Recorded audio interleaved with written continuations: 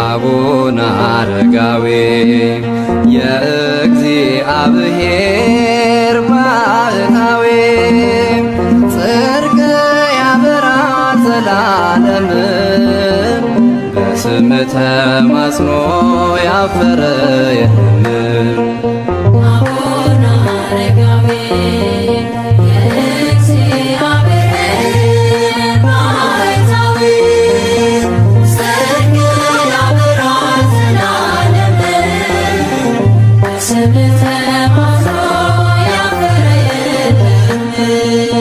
አቡነ አረጋዊ የእግዚአብሔር ባሕታዊ ጽድቅ ያበራል ዘላለም በስም ተማጽኖ ያፈረ የለም።